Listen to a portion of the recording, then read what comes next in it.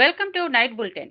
మంత్రి నారాయణ మీడియాతో మాట్లాడుతూ ఒక రాష్ట్రానికి రాజధాని అంటే చిన్న విషయం కాదని అన్నారు. 3 రాజధానుల నాటకం పూర్తిగా విఫలమైందని విమర్శించారు. జగన్ కు స్థిరత్వం లేకపోవడంతోనే ప్రజల్లో అసహనం పెరిగిందని ఎద్దేవా చేశారు. ప్రజల అభిప్రాయం తెలుసుకోకుండా నిర్ణయాలు తీసుకోవడం జగన్ తత్వమని అన్నారు. నాయకుడికి స్థిరత్వం అవసరమని, జగన్ పాలనలో అది కనిపించడం లేదని మండిపడ్డారు. ఈ వ్యాఖ్యలతో ఆంధ్రప్రదేశ్ రాజకీయాల్లో చర్చలు జోరుగా సాగుతున్నాయి. కాదు, ఒక రాష్ట్రానికి రాజధాని అంటే అది చిన్న డెసిషన్ కాదు. ప్రజలందరూ అభిప్రాయం తీసుకొని చేయాలా. ఇదంతా అధికారం కోసమే, కేవలం అధికారం కోసమే. విశాఖపట్నం తర్వాత వచ్చి కర్నూలు ఇక్కడంటే ఆ పక్క ప్రజలు ఓట్లేస్తారు, ఇక్కడ వాళ్ళు వేస్తారు, అక్కడ వాళ్ళు వేస్తారని నాటకం ఆడాడు. అది ఫెయిల్ అయింది. ఇంకెందుకులని మళ్ళీ ఏంటంటే డైరెక్షన్ మార్చాడు. ఇది అసలు పరిపాలన ఏంటంటే స్టెబిలిటీ ఉండాలా. డెసిషన్ తీసుకునే ముందు ప్రజాభిప్రాయం తీసుకోవాలా, ప్రజా పరిపాలన చేయాలా. అంతేకాని రూమ్లో కూర్చొని ఒక నలుగురు అడ్వైజర్లు పెట్టుకొని వాళ్ళు ఇచ్చే డెసిషన్ ప్రకారం చేస్తే ఇట్నే ఉంటాయి. ఈరోజు సజ్జలు చెప్పాడంటే వాడి పార్టీలో బాధ్యతగా చెప్పినట్టే. కాబట్టి వాళ్ళకి స్టెబిలిటీ లేదు. వాళ్ళకి ఏం చేయాలనేది ప్రజాభిప్రాయం తీసుకొని చేయటం ఎప్పుడు. ఎందుకంటే అసెంబ్లీ అనేది ఏంది, రాష్ట్రంలో ఉన్న 175 కాన్స్టిట్యున్సీలో మెజారిటీ కాన్స్టిట్యున్సీ యొక్క వాళ్ళ అభిప్రాయాలు, వాళ్ళ ఆలోచనలు తీసుకొని ప్రజలకు ఉపయోగపడే చట్టాలు చేయటం. అక్కడ చట్టాలు చేసే దగ్గరే చెయ్యెత్తి ప్రభుత్వం బాగానే మళ్ళీ చేయి తీస్తే టీపీసీసీ అధ్యక్షుడు మహేష్ కుమార్ గౌడ్ కేటీఆర్ పై విరుచుకుపడ్డారు. కవిత ఆరోపణలకు కేటీఆర్ సమాధానం చెప్పాలని డిమాండ్ చేశారు. తెలంగాణను దోచుకున్న మీరు ఎక్కడా, దేశం కోసం సర్వం త్యాగం చేసిన గాంధీ కుటుంబం ఎక్కడా అని ప్రశ్నించారు. కాళేశ్వరం అవినీతి విషయంపై సిబిఐ విచారణను తప్పించుకోవడానికి కేటీఆర్ మోదీకి వంగుతున్నారని ఆరోపించారు. ఆయన వ్యాఖ్యలు కాంగ్రెస్ బీఆర్ఎస్ మధ్య వాగ్వాదానికి దారితీశాయి. మీరెక్కడ, దేశం కోసం సర్వ సంపదన త్యాగం చేసిన గాంధీ కుటుంబం ఎక్కడ, దేశం బాగుండాలనే ప్రధానమంత్రి పదవిని 2004లో సోనియా గాంధీ గారు, 2009లో రాహుల్ గాంధీ గారు త్యాగం చేసినటువంటి ఘనమైన చరిత్ర కలిగినటువంటి గాంధీ కుటుంబం మీద నువ్వు ఏ అర్హత మాట్లాడుతా ఉన్నావు? నీ స్థాయి మరచి సమనం కోల్పోయి పిచ్చోన్లాగా మాట్లాడుతూ ఉన్నాడు. కారణం ఏంటంటే సిబిఐ విచారణ నుంచి, కాళేశ్వరం ప్రాజెక్టును సిబిఐ విచారణ నుంచి తప్పుకోవాలి, దాని నుంచి తను రక్షించుకోవాలనేటువంటి ఒక నెపంతో ఇలా మోడీ కాళ్ళు మొక్కి దాని నుంచి బయటపడే ప్రయత్నం చేస్తున్న భాగంగానే ఇవాళ ఎన్డీఏ ఒకవైపు, ఇండియా బ్లాక్ ఒకవైపు ఉపాధ్యక్ష పదవి ఎన్నికల్లో పోటీ చేస్తే నికార్సైన తెలంగాణవాది, జడ్జి అని కూడా చూడకుండా తెలంగాణ కోసం పాటుపడినట్టు సుదర్శన్ రెడ్డి గారిని ఇండియా బ్లాక్ అభ్యర్థిగా పెడితే సిగ్గు లజ్జ లేకుండా మోడీ కాళ్ళకి మొడుగులొచ్చుతూ నువ్వు ఆ ఎన్నికలకి దూరం ఉన్నావంటే నీ బీజేపీతో నీ లోపాయికారికి ఒప్పందం ఎంత మేరదో అర్థమవుతా ఉంది. ఇలా దేశం అటు మోడీ ఇటు రాహుల్ గాంధీగా విడిపోయింది. మోడీ మీద నా ప్రేమ ఉన్న వాళ్ళు ప్రేమ ఉన్నట్టు, రాహుల్ గాంధీ గారి మీద ప్రేమ ఉన్నట్టు ప్రేమ లేనట్టు ఇరువైపులు ఉన్నప్పుడు మోడీని ప్రేమించే వాళ్ళు కనీసం రాహుల్ గాంధీ వ్యతిరేకించట్లేదు, ఎందుకంటే ఈ ఇష్యూ అటువంటిది కాబట్టి. కానీ మోడీ యొక్క మెప్పుదనం పొందేందుకు, మోడీతో కాళ్ళ బేరం కుదుర్చుకున్న నీవు ఇలా రాహుల్ గాంధీ గారిని విమర్శించి మోడీ దృష్టిలో పడేందుకు నీ తపన ప్రజలకు అర్థమవుతా ఉంది. మోడీ మోక్షం కొరకు రాహుల్ గాంధీనే విమర్శించే స్థాయికి ఎదిగినాని తనకు తాను అనుకుంటా ఉన్నాడు. నీ స్థాయి అంతది కాదు, స్థాయి మరచి మాట్లాడుతూ ఉన్నావు. నువ్వు సుదర్శన్ రెడ్డి గారికి ఓటేయకుండా ముఖం చాటే వచ్చావంటేనే నీ మోడీతో కాళ్ళ బేరం కుదిరిందని మాకు. ఎమ్మెల్యే దానం నాగేందర్ మీడియాతో మాట్లాడుతూ అసెంబ్లీ స్పీకర్ నుంచి తనకు ఎలాంటి నోటీసులు అందలేదని చెప్పారు. నోటీసులు అందిన ఎమ్మెల్యేలు స్పీకర్ కు రిప్లై ఇస్తున్నారని వివరించారు. తాను నోటీసులు అందుకున్న తర్వాత లీగల్ ఒపీనియన్ తీసుకుని సమాధానం ఇస్తానని స్పష్టం చేశారు. ప్రస్తుతానికి తాను కాంగ్రెస్ పార్టీలోనే ఉన్నానని తెలిపారు. ఈ వ్యాఖ్యలు పార్టీ మార్పులపై కొనసాగుతున్న రాజకీయ చర్చకు మరింత ఊపునిచ్చాయి. సారాంశాన్ని దృష్టిలో ఉంచుకొని దానికి అనుగుణంగా మేము మా లీగల్ గా కూడా ఒపీనియన్ తీసుకొని దాన్ని రిప్లై ఇస్తాం. ఈరోజు సిసి రోడ్లు, సివరేజ్ లైన్స్ ప్రారంభోత్సవం చేసుకోవడం జరిగింది. ప్రధానంగా రెడ్డి కాలనీలో ఎప్పటి నుండో ఉన్నటువంటి సమస్య. మరి వాళ్ళు రెడ్డి కాలనీ వెల్ఫేర్ అసోసియేషన్ వాళ్ళు 2-3 సార్లు మాకు రిప్రజెంటేషన్ చేశారు. కొన్ని కారణాల వల్ల ఇక్కడ డిలే అయింది. దానికి వాళ్ళతో క్షమాపణ కోరుకుంటూ రాబోయే రోజుల్లో కాలనీ సమస్యనే కాదు, ఎక్కడ ఏ సమస్య ఉన్నా కూడా మా స్థానిక కార్పొరేటర్ గారి ఆధ్వర్యంలో అభివృద్ధి కార్యక్రమంలో ముందుండి అన్ని కార్యక్రమాన్ని ముందు తీసుకుపోవడానికి శక్తివంతంగా ఇక్కడ టీడీపీ రాష్ట్ర ఉపాధ్యక్షుడు వేమూరి ఆనంద్ సూర్య అమరావతిలోని ఎన్టీఆర్ భవన్ లో మీడియా సమావేశం నిర్వహించారు. సూపర్ 6 సూపర్ హిట్ సభ ఘన విజయంతో వైఎస్ఆర్సీపీలో వణుకు మొదలైందని వ్యాఖ్యానించారు. ప్రజలు చంద్రబాబు నాయకత్వంపై విశ్వాసం ఉంచి భారీగా తరలివచ్చారని వివరించారు. కూటమి ప్రభుత్వంపై ప్రజల నమ్మకం మరింతగా పెరుగుతోందని అన్నారు. జగన్ చేస్తున్న ఆరోపణలు నిరాధారమని, భవిష్యత్ టీడీపీ సొంతమని ధీమా వ్యక్తం చేశారు. సూపర్ 6 విజయంతో వైఎస్ఆర్సీపీ భయోందోళనకు గురైందని విమర్శించారు. అందరికీ నమస్కారం అండి. ఆంధ్ర రాష్ట్ర ప్రజానీకానికి కూడా ముఖ్యంగా ఈనాడు మీడియా ద్వారా తెలియజేయింది ఏమనగా సూపర్ 6 సూపర్ హిట్ పేరుతో మొన్న 10వ తారీఖు అనంతపురంలో రాష్ట్ర ముఖ్యమంత్రి శ్రీ నారా చంద్రబాబు నాయుడు గారు, అలాగే జనసేన నాయకులు, ఉప ముఖ్యమంత్రి పవన్ కళ్యాణ్ గారు, భారతీయ జనతా పార్టీ నాయకులు మాధవ్ గారు కలిసి తీసుకున్నటువంటి ఈ సూపర్ 6 సూపర్ హిట్ అనేటువంటి కార్యక్రమం ద్వారా అనంతపురం అనంతపురంలో లక్షలాది మంది ప్రజలు వచ్చి ఆ సూపర్ 6 సూపర్ హిట్ అంటే ఏంటో తెలుసుకొని చాలా చాలా చాలా ఆనందపడుతున్న సమయం అది. అటువంటి సమయంలో ఆంధ్ర రాష్ట్రంలో 151 నుంచి మధ్యలో 5 ఎగిరిపోయి 11కు పడిపోయినటువంటి జగన్మోహన్ రెడ్డి వైసీపీ పాలనకి, వైసీపీకి వెన్నులో వణుకు పుట్టింది. అంతకన్నా ముందు జగన్మోహన్ రెడ్డి కళ్ళు బైర్లు కమ్మాయి. ఎందుకని? ఈనాడు నారా చంద్రబాబు నాయుడు గారి నాయకత్వంలో కూటమి ప్రభుత్వం ఏదైతే ఉందో, కూటమి ప్రభుత్వం ఏదైతే ఎన్నికల ముందర ఇచ్చినటువంటి హామీలన్నింటినీ, సూపర్ 6 పథకాలన్నింటినీ కూడా ఇప్పటి వరకు అన్ని అమలు చేసినటువంటి విషయాన్ని ఈ సందర్భంగా తెలియజేస్తున్నటువంటి విషయం. ఎందుకంటే మొట్టమొదటగా భరోసా పెన్షన్ పథకం. ఈ భరోసా పెన్షన్ పథకం ద్వారా ఈ రోజున 64 లక్షల మందికి పెన్షన్లు ఇస్తున్నాం. ప్రతి నెల 1వ తారీఖు నాడు ప్రతి ఇంటి గుమ్మంలోనూ చంద్రబాబు నాయుడు గారు పంపించిన ప్రతినిధులతో వారికి ఎన్టీఆర్ భరోసా పెన్షన్ పథకాన్ని వారి ఇంటిలోనే ఇవ్వటం జరుగుతున్నటువంటి విషయం మనందరికీ తెలుసు. అలాగే ఇప్పటి వరకు 45,000 కోట్ల రూపాయలని పెన్షన్ పథకం కింద రాష్ట్ర ప్రభుత్వం ఖర్చు చేసింది. అట్లాగే స్త్రీ శక్తి పథకం కింద 5 కోట్ల మంది మహిళలు ఉపయోగించుకుంటున్నారు. ఎలాగా?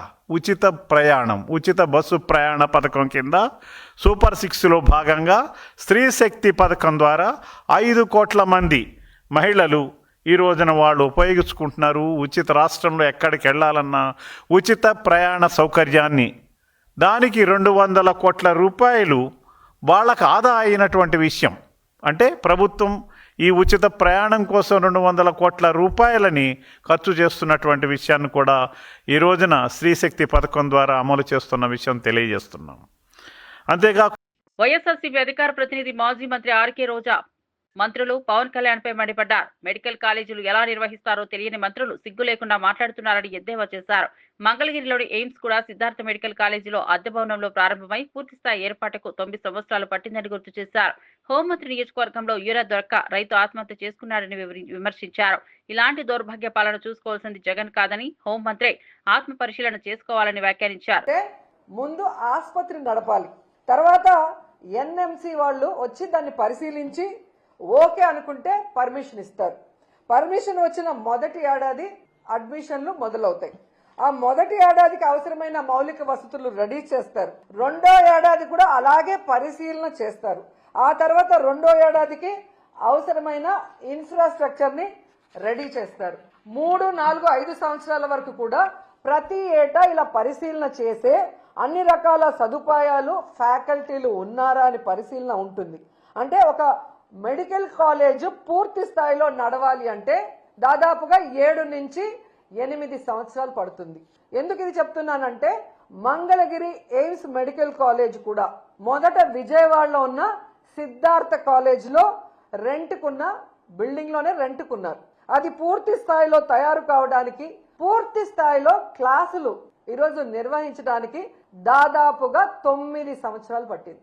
అంటే ఎలా మెడికల్ కాలేజ్ పర్మిషన్ వస్తాయి, వాటి మౌలిక సదుపాయాలు ఎవ్రీ ఇయర్ ఎలా మనం పెంచుకుంటూ పోవాలి, దాన్ని బట్టి ఏ విధంగా ఆ కాలేజీలు పూర్తి స్థాయి రన్నింగ్లో వస్తాయన్న ఒక కామన్ నాలెడ్జ్ కూడా, జనరల్ నాలెడ్జ్ కూడా లేని వీళ్ళందరికీ మంత్రి పదవులు ఇచ్చారు. వీళ్ళు ఎంతసేపు చంద్రబాబు నాయుడిని, లోకేష్ని మెప్పించడం కోసం, మెహర్బానీ కోసం, ఇలా మంత్రి పదవులు పదిలంగా ఉండడం కోసం సిగ్గు లేకుండా దిగజారుడిగా అబద్ధాలు, నీతిమాలిన మాటలు మాట్లాడుతున్నారు. ఇవి చూసి ప్రజలు అసహించుకుంటున్నారు. ఇలాంటి వాళ్ళక మనం ఓటేసామని. ఎందుకంటే కోవిడ్ వచ్చినప్పుడు ఈ చంద్రబాబు నాయుడు చేతగానితనం వల్ల ఈ రాష్ట్రంలో సరైన వైద్య సదుపాయం లేకుండా ఎంతమంది ఇబ్బంది పడ్డారో మేమంతా కళ్ళారా చూసాం. ఎందుకంటే మేమంతా ఆంధ్రాలో ఉన్నాం. వాళ్ళ నియోజకవర్గాల్లో ఉండి పార్టీలు చూడకుండా, కులం చూడకుండా, మతం చూడకుండా ప్రజలకు సర్వీస్ చేసిన వాళ్ళం. అలాంటి పరిస్థితి మళ్ళీ రాకూడదనే జగన్మోహన్ రెడ్డి గారు 11 మెడికల్ కాలేజీలకి శ్రీకారం చుట్టారు. ఎందుకంటే వాటితో పాటు సూపర్ స్పెషాలిటీ హాస్పిటల్స్ ఉంటాయి కాబట్టి ఎలాంటి వైరస్ వచ్చినా ప్రజల్ని మనం కాపాడుకోవచ్చని ఒక అన్నలాగా, ఒక తండ్రిలాగా ఆయన పనిచేస్తే వాటిని పూర్తి చేయకుండా కక్ష సాధింపుగా 10 రూపాయలు కూడా వాటికి కేటాయించకుండా ఈరోజు వాటిని తమకు కావాల్సిన వాళ్ళకి అమ్మేసుకుంటూ మళ్ళీ సిగ్గు లేకుండా మాట్లాడుతున్నారు. అసలు మొన్ననే ఒక రౌడీ షీటర్కి డబ్బులు తీసుకొని పెరోల్ ఇచ్చిందని చెప్పి ఏ విధంగా ఆవిడని అదే పార్టీ వాళ్ళు తిట్టారని మనం చూసాం. మొన్నటి వరకు సైలెంట్గా ఉన్న ఆవిడ మళ్ళీ స్టార్ట్ అయింది. జగన్మోహన్ రెడ్డి గారు బెంగళూరులో ఉండారు. జగన్మోహన్ రెడ్డి గారు అధికారంలో ఉన్న 5 సంవత్సరాలు విజయవాడలోనే కదా ఉన్నారు. ఏ రోజు హైదరాబాద్, బెంగళూరు పోలేదే. అప్పుడు చంద్రబాబు నాయుడు ఎక్కడున్నాడమ్మా, పవన్ కళ్యాణ్ ఎక్కడున్నాడమ్మా, లోకేష్ ఎక్కడున్నాడమ్మా? ఆ 5 సంవత్సరాలు ఎక్కడున్నారమ్మా? ఏం చేస్తున్నారమ్మా మీ పార్టీ వాళ్ళు? ఈరోజు మాట్లాడుతున్నాం. రైతులకి అండగా నిలబడి మీ మెడలు వంచి ఏ విధంగా పని చేయిస్తున్నారో ప్రజలు గమనిస్తూనే ఉన్నారు. మీరు అధికారంలో ఉండి ఈ రోజుకి కూడా సక్రమంగా మీరు లేరు విజయవాడలో. ఫ్రైడే అయితే ఎవరమ్మా హైదరాబాద్కి పోతుంది? హైదరాబాద్ పోవటానికా డిప్యూటీ సీఎం పోస్టులు, ఎడ్యుకేషన్ మినిస్టర్ పోస్టులు, రెవెన్యూ పోస్టులు, హోంమంత్రి పోస్టులు, సీఎం పోస్టులు ఇచ్చేది? ఎవరున్నారు? ఫ్రైడే అయితే పారిపోతున్నారు, ఎంజాయ్ చేస్తున్నారు వీకెండ్లలో. 5 స్టార్ హోటల్లో రూములు పెట్టుకొని ఏ విధంగా సెటిల్మెంట్ దందాలు చేస్తున్నారో మీ పచ్చ పత్రికల్లోనే వచ్చాయి. కావాలంటే ఒకసారి చదువుకోండి. మేము రాసింది కాదు, మీ పచ్చ పత్రికలు రాసాయి. ఈరోజు కేంద్రం ఇచ్చిన లక్షల టన్నుల యూరియాని రైతులకి అందకుండా బ్లాక్ మార్కెట్లో అమ్ముకొని మింగేస్తుంటే దాన్ని కంట్రోల్ చేయాల్సింది పోయి నువ్వు కూడా వాటా తీసుకున్నందుకు నువ్వు ఎమ్మెల్యే హరీష్ రావు రాష్ట్ర ప్రభుత్వంపై తీవ్ర విమర్శలు చేశారు. గురుఫరం ఉద్యోగాల కోసం మంత్రులు, అధికారులు ₹1,00,000 లంచం అడిగారని నిరుద్యోగులే చెబుతున్నారని పేర్కొన్నారు.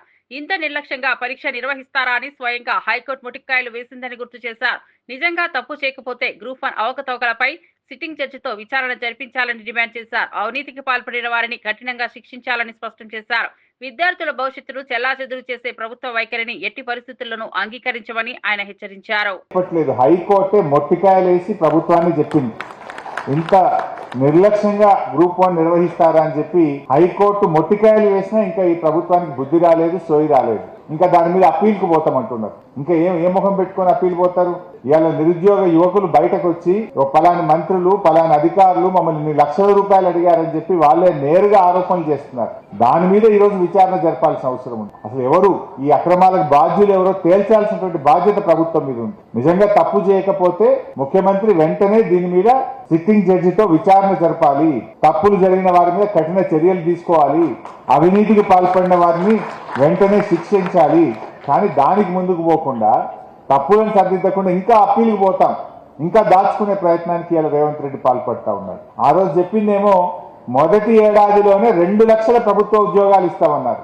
ఇప్పుడు 2 ఏళ్ళు అయింది కదా, మరి ఎక్కడ పోయినాయి 2 లక్షలు? ఫుల్ పేజ్ యాడ్స్ ఇచ్చింది అన్ని పేపర్లలో. ఏ పేపర్ చూసినా మొదటి సంవత్సరమే 2 లక్షల ఉద్యోగాలు. రేవంత్ రెడ్డి నమ్మటట్లేడని ఢిల్లీకి రాహుల్ గాంధీని తెచ్చి అశోక్ నగర్ సెంట్రల్ లైబ్రరీలో కూర్చోబెట్టి ఆయనతో చెప్పించే ప్రయత్నం చేశారు. ఇది నా మాట, ఇది గాంధీ మాట అన్నాడు.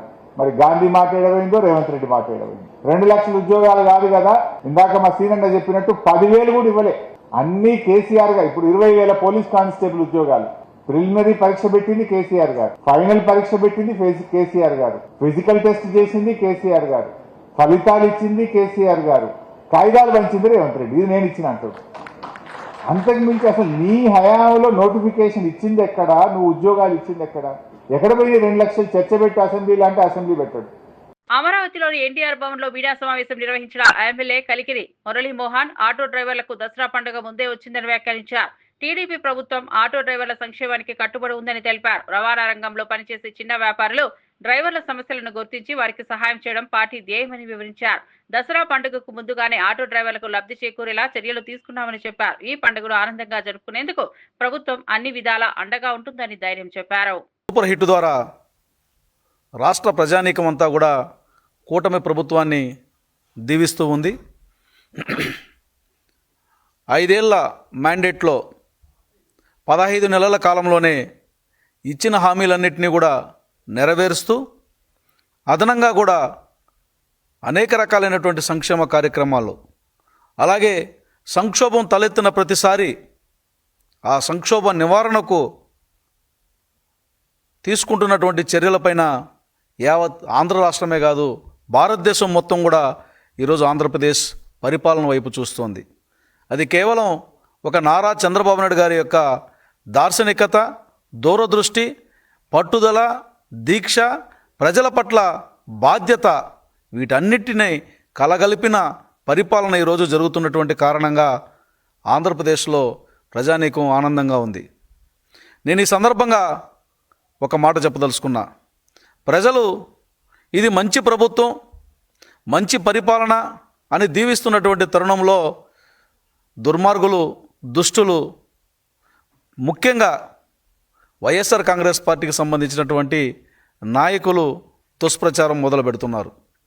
ఈరోజు ఆటో డ్రైవర్లకి 15,000 రూపాయలు దసరా కానుక రాష్ట్ర ముఖ్యమంత్రి నారా చంద్రబాబు నాయుడు గారు ప్రకటించడం జరిగింది. దాని మీద కూడా వంకర టింకర మాటలు మాట్లాడుతున్నటువంటి వాళ్ళకి నేను సూటిగా ఒక మాట చెప్పదలుచుకున్నా. ఏ రోజైనా ఆటో డ్రైవర్లకి, ఆటో యజమానులకు సంబంధించినటువంటి సంక్షేమాన్ని గురించి మీరు చిత్తశుద్ధితో ఆలోచించారా? నిజంగా గుండె మీద చేసుకుని మీరు చెప్పండి. మీరు అధికారంలో ఉన్నప్పుడు 10,000 రూపాయలు ఇచ్చామని చెప్పి గొప్పలు చెప్పుకుంటున్నటువంటి మీరు ఎన్నిసార్లు డీజిల్ పెంచారు? ఎన్నిసార్లు పెట్రోల్ పెంచారు? పెట్రోల్ డీజిల్ పెరిగిన ప్రతిసారి ఆటో డ్రైవర్లకి భారం కారలేదా? ఆటో డ్రైవర్ల యొక్క ఆర్థిక స్థితి మీద దెబ్బపడలేదా? లేదంటే వారికి వస్తున్నటువంటి ఆదాయానికి గండిపడలేదా? కనీసం ఆటో ఒక ఊరి నుంచి ఇంకొక ఊరికి పోవాలంటే ఆటో డ్రైవర్ తీసుకునే ఛార్జీ కన్నా దాని మెయింటెనెన్స్కే ఎక్కువ ఖర్చు అయ్యేది. ఒక సంవత్సరంలో మీరిచ్చినటువంటి 10,000 ఆ గ్రామాల్లో తిరిగి, ఆ రోడ్లలో గుంతలమయమైనటువంటి రోడ్లలో తిరిగి ఆ రిపేర్లకు అయ్యే ఖర్చు 30 నుంచి 40 వేలు అయ్యేది. ఈరోజు నారా చంద్రబాబు నాయుడు గారు అధికారంలోకి వచ్చిన తర్వాత, కూటమి ప్రభుత్వం అధికారంలోకి వచ్చిన తర్వాత గుంతలు లేనటువంటి రోడ్లను చేయడం కోసం కోట్ల రూపాయల నిధులని తొలి నెలలోనే ఇవ్వడం జరిగింది. సంక్రాంతికి ప్రతి ఒక్కరూ కూడా హాయిగా ఆనందంగా గుంతలు లేని రోడ్లలో మీ గ్రామాలకు చేరుకోండని చిన్న కుగ్రామాలు మొదలుకొని జాతీయ రహదారుల వైపు వెళ్ళే గ్రామాల వరకు, పట్టణాల వరకు ఎక్కడా కూడా గుంతలు లేనటువంటి రోడ్లు నిర్మించిన కారణంగా ఈరోజు ఆటో డ్రైవర్ల యొక్క జీవన ప్రమాణానికి కూడా అది ఎంతో దోహదపడింది. బీజేపీ ఎంపీ ధర్మపురి అరవింద్ రాష్ట్రంలో చట్ట వ్యవస్థ దయనీయ స్థితిలో ఉందని విమర్శించారు. హిందువులను చులకనగా చూస్తున్నారని, హిందూ పండుగలపైన ఆంక్షలు పెడుతున్నారని ఆగ్రహం వ్యక్తం చేశారు. ముస్లింలు తప్పు చేసినా పోలీసులు చూడడం లేదని ఆరోపించారు. ప్రభుత్వ ద్వంద్వ వైఖరులు ప్రజలు ఆగ్రహం వ్యక్తం చేస్తున్నాయని తెలిపారు. ఈ వ్యాఖ్యలతో తెలంగాణ రాజకీయాల్లో చర్చలు మొదలయ్యాయి.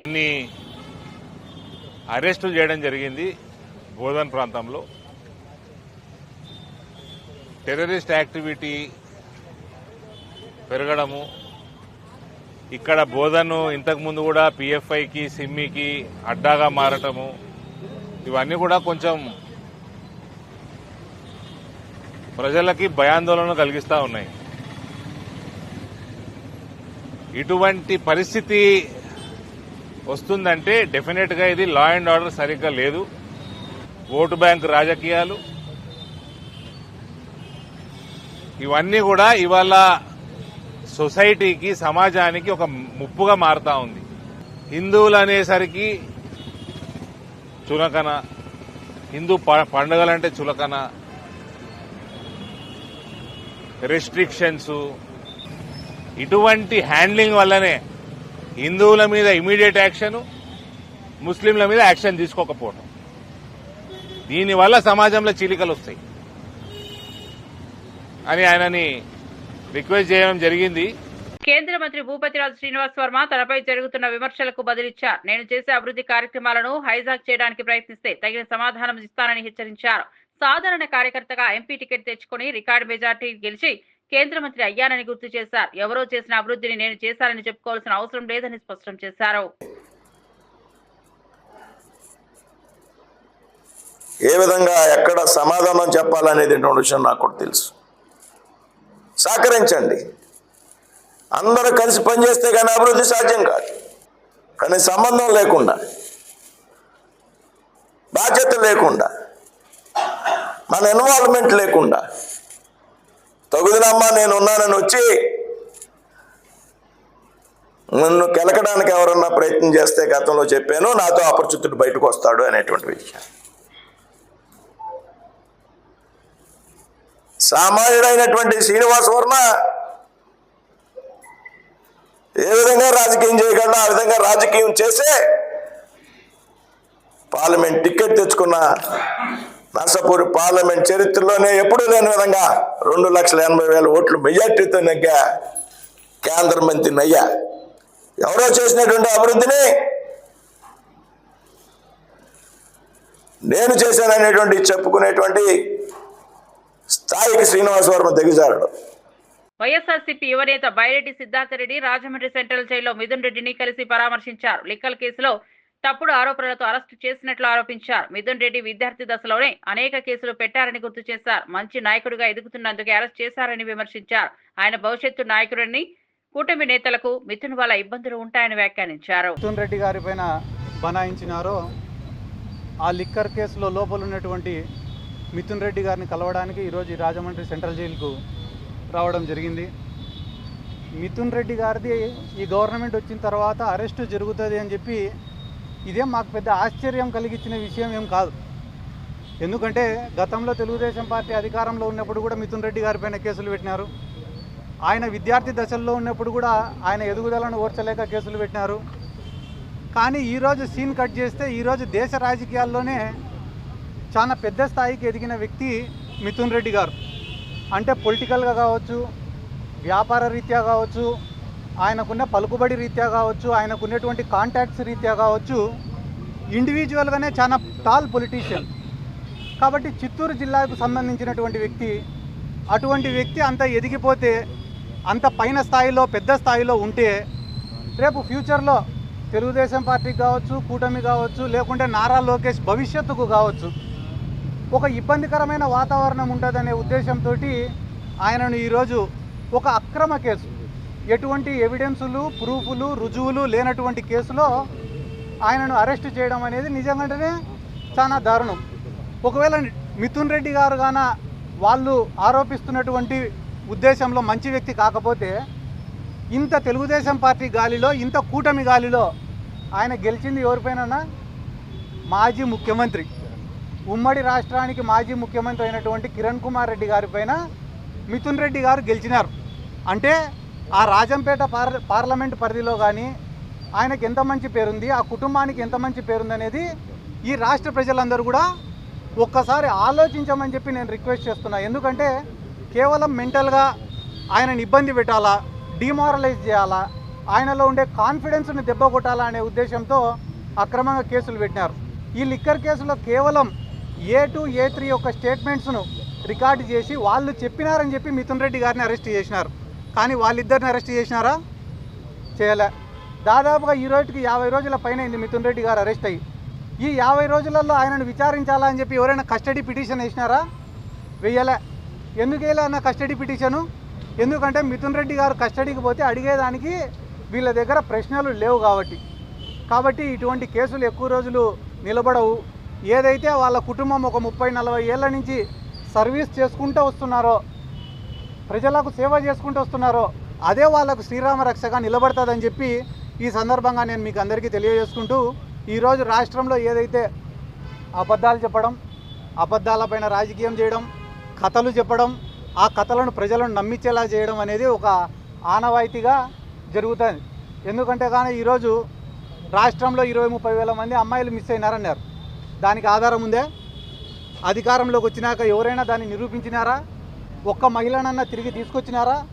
ఒక్క కంప్లైంట్ దేవరకద్ర ఎమ్మెల్యే మధుసూదన్ రెడ్డి కేటీఆర్ పై విమర్శలు చేశారు. ఇంటి సమస్యలనే పరిష్కరించని కేటీఆర్ రాష్ట్ర సమస్యలను పరిష్కరిస్తామని చెప్పడం హాస్యాస్పదమని ఎద్దేవా చేశారు. బీఆర్ఎస్ నేతలు ప్రజలను మభ్యపెట్టే ప్రయత్నం చేస్తున్నారని మండిపడ్డారు. ప్రజల సమస్యలు తీర్చడంలో కాంగ్రెస్ మాత్రమే ముందుంటుందని స్పష్టం చేశారు. అర్థం కాని పరిస్థితి.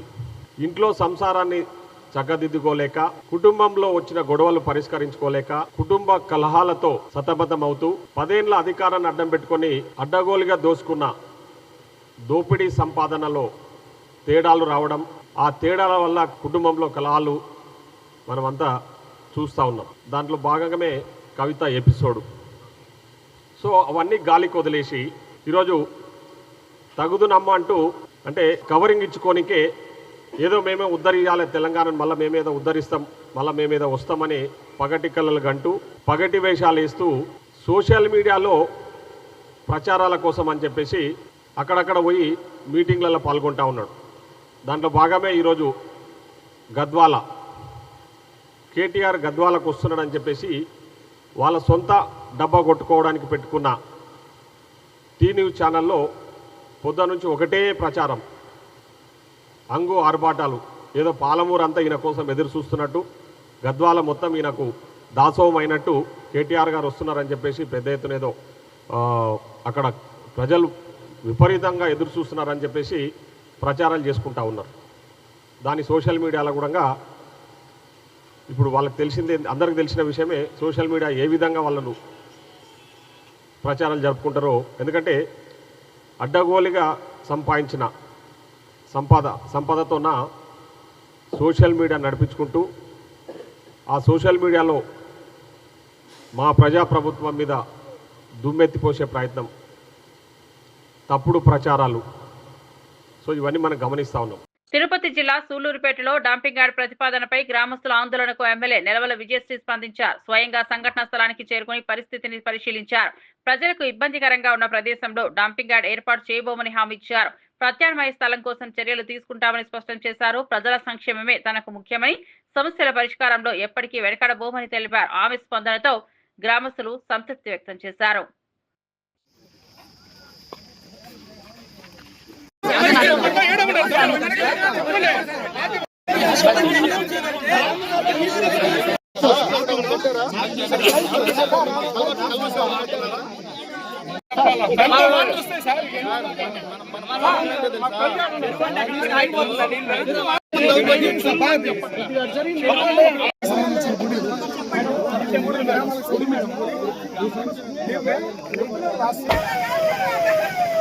నేనేమంటానంటే, ఇప్పుడు ఎంఆర్ఓ వాళ్ళు మీ మీద ఎలాంటి కక్ష లేదు, మాకు కానీ అధికారులకు కానీ ఎలాంటి కక్ష లేదు.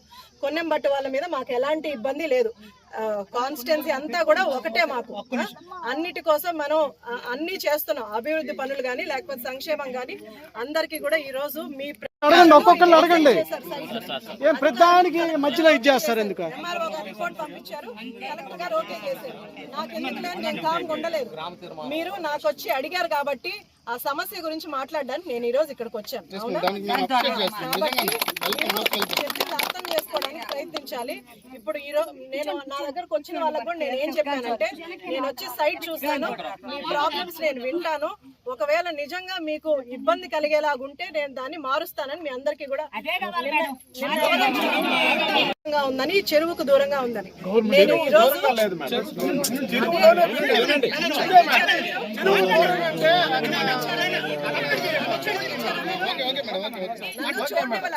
చెరువు ఎక్కడ ఉందో నిమిషం అండి. ఆ చెరువుకి ఎంత దూరంలో మనం డంప్ యార్డ్ కడుతున్నామో, కాంపౌండ్ వాళ్ళు ఎక్కడ వస్తుందో ఫస్ట్ నన్ను చూడనివ్వండి. తర్వాత నేను మీకు రిపోర్ట్ ఇస్తాను. మీరు ఆలోపి అరిస్తే నేనేం చూడకుండా నేను చెప్పలేను కదా. మీ నా దగ్గరకు వచ్చిన వాళ్ళకి కూడా నేనేం చెప్పానమ్మా, ఒకసారి చూసి చెరువుకి దగ్గరగా లేకుండా మీకు ఇబ్బంది లేకుండా ఉంటేనే మనం అక్కడ పెడదామని చెప్పాను. అధికారులను కూడా అందుకే తీసుకొచ్చాను. కాస్త టైం ఇవ్వండి, నేను ఒకసారి చూస్తాను.